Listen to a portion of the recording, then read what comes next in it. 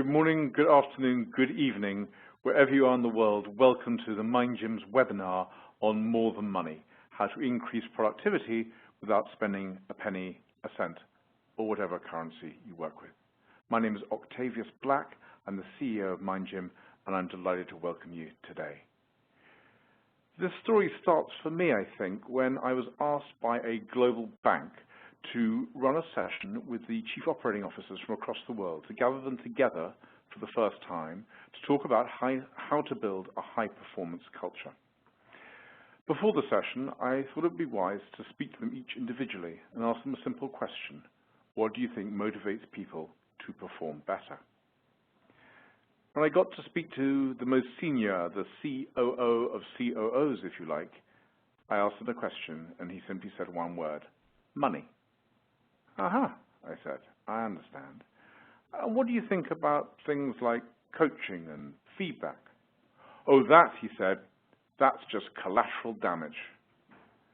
Well, whilst this must have been the most absolute of views, of the hundreds of senior leaders I've asked over many years, what do you think will motivate people to perform better? Money is invariably in one of the top three. Which made us think, what if it doesn't actually affect performance? What if there are other things that are far more effective? What if it is a myth that you can pay for performance on the scale of perhaps the emperor's new clothes, that we're actually costing businesses billions because we're maintaining something that isn't borne out by the facts? MindGym is founded on 6 beliefs.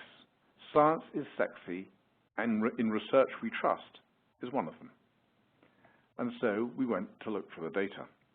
Now, coming up this fall is a new study from Wharton, which claims to make unequivocal the fact that, and I'll quote, high pay not only fails to promote better performance, but can harm productivity. It goes on to say, there is no evidence that massive financial incentives attract the best talent. Well, we'll have to wait a few months before we see the robustness of that data. But fortunately, there's plenty that we can look at before then. So after this brief introduction about what this webinar covers, I'm going to look at and share with you some of the data on financial incentives. What does the evidence suggest? Then to ask a question why, however strong the evidence might be that money doesn't work, we'll still want to believe that it does. And indeed, it's in business leaders' self-interest to fight tooth and nail to lay on to the hold of this claim. Then we thought, what if we turn the question on ourselves? What if the question about what are the 3 things that are most likely to improve productivity was asked of MindGym? What would we say and why? And we'll share those answers with you. And finally, the multi-billion-dollar question: what impact does this have on the bottom line? And before we start, though, I want to ask you a question.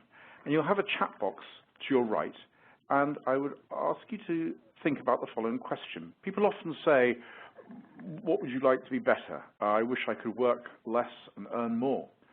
But what about if you turn the question the other way around? Who chooses to work more and get paid less? This is a group of full-time workers that wherever you conduct the research in the world, you find, actually to be fair, in the Western developed world, they work longer hours, they are more positive about their work-life balance, and yet they earn less than their colleagues. Which group of full-time workers do you think this might be? Please tap away with your suggestions. And if you would like a clue, there is a clue. Indeed, as many of you are suggesting, the answer to this, well, I should say some of the things it's not nurses, it's not parents, it's not stay-at-home parents, though I accept that is full-time and they certainly get paid less, but they weren't included in the study, so that's a good suggestion. It's not retail staff, and it's not authors or writers. It is, as some of you have suggested, self-employed people. It's certainly not politicians that someone's just promoted. The interesting thing here is that people who work for themselves consistently earn less, work harder, and by all measures are more productive. They're certainly happier, and they're certainly happier with their work-life balance. So if this is a large sample that suggests that more money doesn't get people to work harder, in fact, it seems to be the opposite. You have to pay a premium to get people to work in an organization, to be employed. that's one set of data, but perhaps, rightly so, it doesn't prove anything. So let me, secondly, share a study. This study looked at what was the impact of life-changing bonuses on tasks to do. And it got people into 3 groups, randomly selected, and gave them the same tasks to do. But it changed the bonus they got for doing them. So for each task, there was one group that got the equivalent of a day's money if they got the task right. The second group got the equivalent of 2 weeks' money if they completed the task successfully. And the third group got the equivalent of 5 months' pay, really life-changing money if they got the task completed. These are cognitive tasks of memory puzzles and those sorts of things. Now, you'd like to think this is quite a highly sponsored experiment if it was run in the United States or in Europe. It was actually run in India initially, though it has been repeated in the US at smaller scales and delivered the same results. What I'm going to show you now is the graph for the percentage of people who were great performers. Great was the top performance category, i.e. they were the most successful at completing this task. And what we can see is that those who, I hope, those who, I'm having a little, those who, there we are, I'm sorry, excuse my technical incompetence. Those who earn 1 day's pay and those who earn 2 weeks' pay much the same amount, achieve much the same amount. So in effect, you were paying 9 days' pay and you weren't getting any more productivity for that, but you weren't doing any harm. Then came the issue of the 5 months' pay. Now, one would expect if money was likely to lead to an improvement in performance, these would be statistically way ahead. Well, there's certainly a statistical difference, but actually they're statistically way behind. Now, perhaps you could argue, well, this is the great performers. What about the good performers, leveled below? Perhaps they were overrepresented amongst the 5 months' pay. But the chart is statistically the same for the good performers as well as the great performers. So we have the story of the self-employed. We have this significant study run both in India and in the United States that shows that larger bonuses lead to worse performance. But hang on a moment, that's just an experiment. That's in a lab. Maybe it's different at work. So let's continue and look at a study done by Boris Groysberg. Now, what he did was he looked at analysts who work for banks. There's a famous line about analysts. When an analyst moves from one bank to another, the only thing that changes is the letterhead at the top of the paper, or the signature at the bottom of the email. Now, this is because their skills are so transferable. They do research, they do writing, they're good at networking, but actually where they work shouldn't matter too much. Now, there's pretty much only one reason why a team of analysts goes from one bank to another, and that is to earn more money. So you'd think if they got any more money, they would then be performing better. But in fact, what Boris Groysberg discovered was they did a lot worse. The key measure of an analyst's skill and capability, like output, is their position in the all-important rankings. And the chances of falling off these rankings was double, 32% if they moved versus 16% if they stayed. Now, there are other studies of this nature and more that are to come that again suggest that at the very least, paying people more does not lead to increased productivity. And it's quite possible, as these studies imply, that actually paying people more leads to worse performance, less work from those employed, less hours worked from those employed and self-employed, less performance of the cognitive tasks, worse results from the analysts that moved. Now, business is supposed to be a rational activity, and leaders are supposed to look at the facts and use those in order to increase the productivity and profitability of their organizations, even more so in times of austerity where the cupboard is bare. So why is it that as more and more data becomes clear to suggest that money isn't the key factor, business leaders still seem very inclined to focus on it as the primary lever, that they still believe you can pay for performance? Well, there is an answer to that, and we believe the answer is quite clear, and it comes from a recent study from the University of Michigan.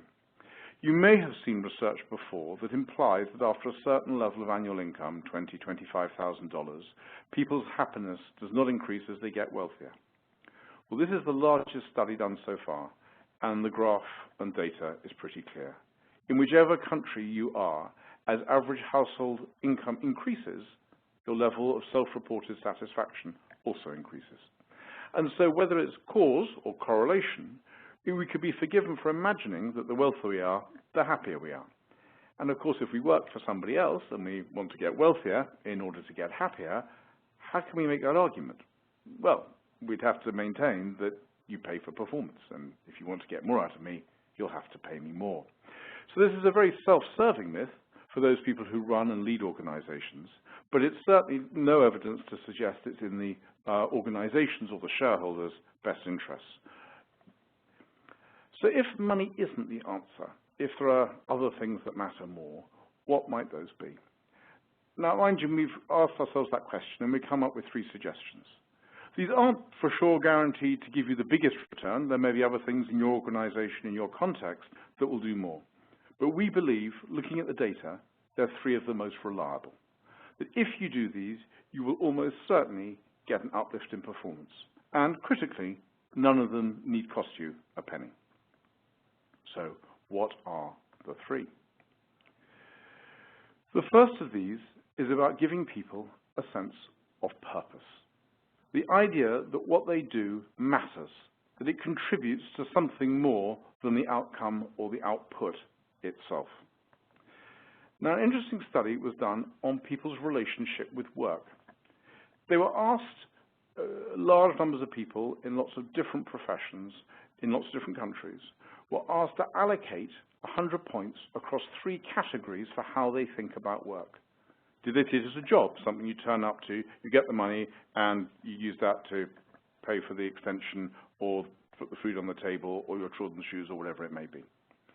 Or was it a career? Was it something that you did in order to progress and advance up a ladder to greater respect, to greater seniority, and so forth?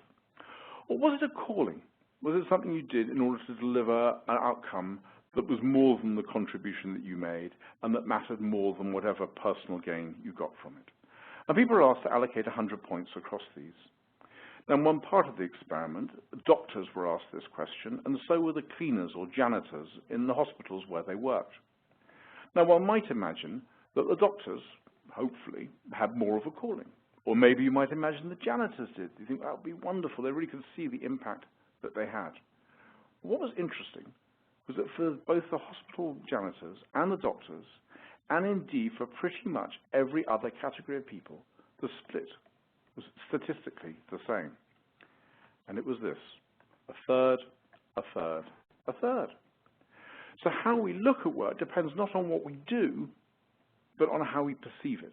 And we have as much chance of seeing something as a calling as in an admin function or a call center as we do as the professional or the person who is deemed to be making more impact. Deemed by whom? I'm not always entirely sure. So this is interesting, and for psychologists, you go, oh, that's a good bit of research, but does it matter? Well, here's the interesting finding. What they found was that there was no difference between those who did sort as job or career in terms of life satisfaction, job satisfaction, or the need for more work-life balance. But for those who saw it as a calling, those who chose to look at their work in that way, they were not only more satisfied with their job and with their life, but they felt less need to alter their work-life balance. They were more committed in many ways to the way that their life is. And therefore that suggests that if we could get the people in our organizations to shift across that line from more on job and career to a little bit more on calling, we have a distinct advantage to gain from that. Now, I'm going to be clear what a purpose looks like. I was running a session on happiness in Canary Wharf, which is the financial district in London, which up until a few years ago was the only part of London without a place of worship. It's a little digression point, but it gives a sense of this very financially driven culture. And in this group was someone who worked in the accounts department at this large bank. And she said, how can I see what I do as purpose in any way? And so we talked about how the financial system works and how important trust is, and it has always been, in order to move beyond the world of barter. And that when we lose that trust, as we've seen recently, things can wobble quite badly. And that trust is built on people like her acting with integrity and producing figures and data that we can rely on. And so she started to see that her role was actually about protecting the Western banking, financial, and free market system from complete collapse and going back to a primitive age of barter. Now, that might be a little extreme, but it gave her a sense of being rather different than just completing spreadsheets and submitting them. On the other side of the world, I was working in Mumbai recently with a group of people from a fast-moving consumer goods company. And one of the ladies in the group was in charge of personal care products for Pakistan. And she said, you know, Octavius, I've got a real problem at the moment because I've got a very clear target, which is to double growth from rates previously. But I feel really bad about it because Pakistan is a really tough country to be in. And, you know, anything can happen during the day. You leave in the morning, you come home at night, and you don't know what will have happened. And the news is always pretty terrible. And here am I just selling these peripheral products. And I said, okay, why do you think you can double growth in this country? Oh, she said, that people in Pakistan care disproportionately about their personal grooming. It's well known that Pakistanis give a lot of attention to how they look, men as well as women, but women even more so. So I said, well, then why do they buy your products? And she said, well, it gives them a sense of confidence. It perks them up for a little bit. It makes them feel a little more good about themselves and a little more able to go out into the world with a smile on their face. So I said, in effect, you're giving moments of joy to people who are otherwise having a pretty tough life. She said, I suppose you could describe it like that. And in that conversation, we started to think, not a definite answer, not a firm conclusion, but to think about how the purpose of what she did is actually a great social contribution rather than just about growth margins and so forth. So when we talk about purpose, what we are not talking about is having a line on a laminated card that everyone can pull out and say, here's the purpose. If you like, what we're talking about is getting people to feel they belong to the same religion rather than singing from the same hymn sheet.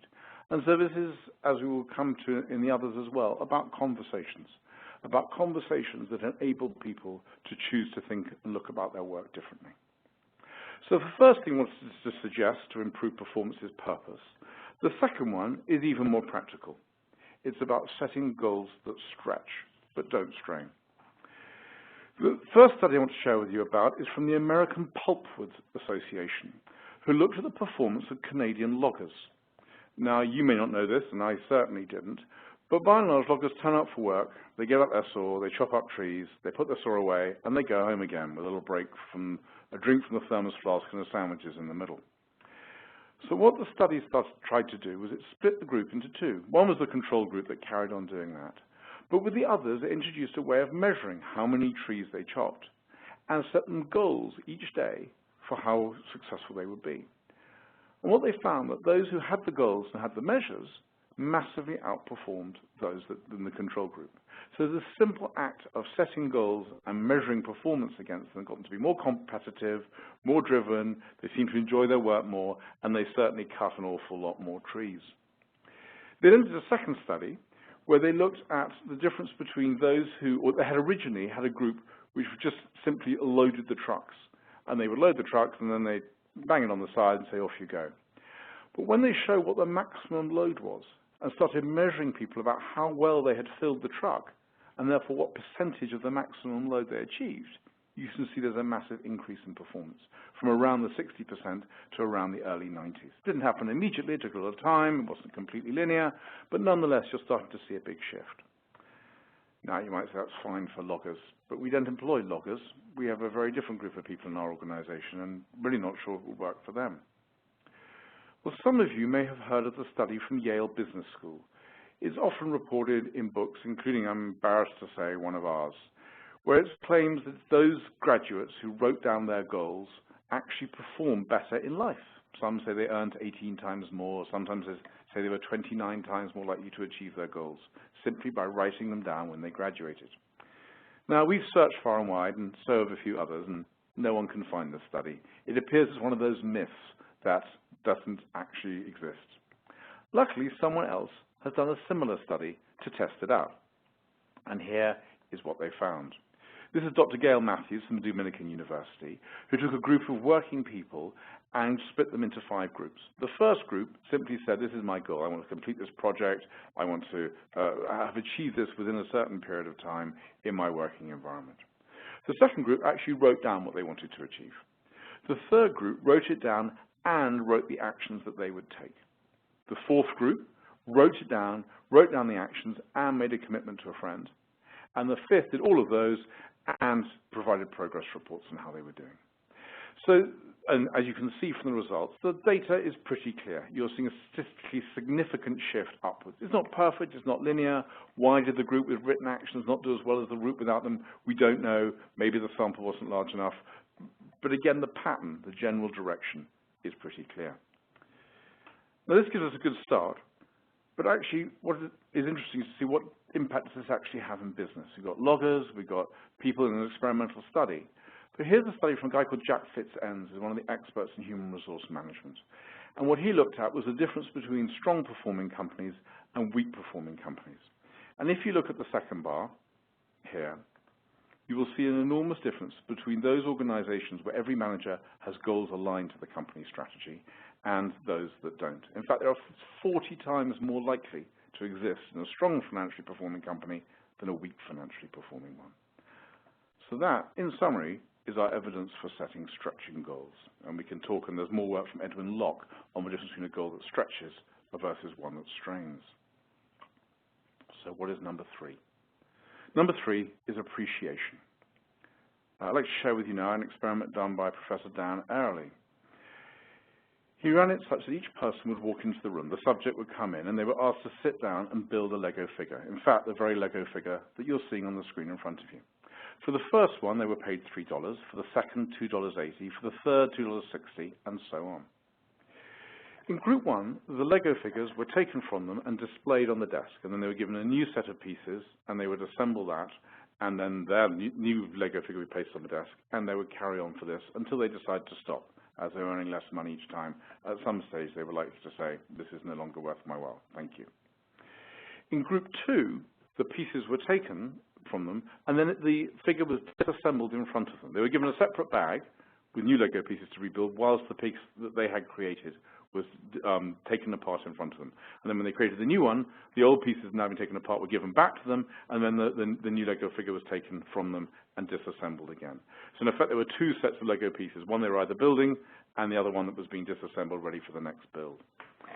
Now, in the first group, the people on average completed 10.6 figures. They earned $14.40 in total, and that was an average of the cost of producing them was $1.36 per figure. Now, we're now going to set up a quick poll to ask you how many figures you think Group 2 completed. And the poll has started, and it's the same, minus 10%, minus 20%, minus 30%, or even less than that. And please click on the option that you think is the likely one. And we're just setting that up now. And I'm loving your drift. We are all very much in the same ballpark here, with different degrees of views on quite how much that impact is. The largest, most successful selection is fewer than 7.2. The actual figure, because we like to give actual figures, is 7.2 itself, minus 30%. But as we can see, the vast majority of us are not surprised by the result. And here's what the data actually comes out with. That the average cost per figure went up from £1.36 to £1.60. So that's a 15% increase in the cost per item produced, simply by people not thinking that their work was, or the increase in the cost went up because people thought their work was completely pointless. It's not in the first case it had great meaning. It wasn't they were building a Lego city, or you had enormous praise about the beautiful way the Lego figure had been created. It was simply that the fact that their work did not seem meaningless was enough to get you a 15% increase in the cost, productivity improvement in the cost per unit produced. Now, this is an experiment, and it's done in a study, and it's a social science piece, and there are those in business who will say, quite frankly, that's in the lab, I don't get that. There are others who will hopefully listen and be impressed by it. So for those who haven't, we looked at another study, which looked at people at work, and the difference between performance reviews that were based on strengths and how well you were doing and how you could do even better, and those that were based on weaknesses, what you weren't doing, the gaps in your skills, what you needed to change.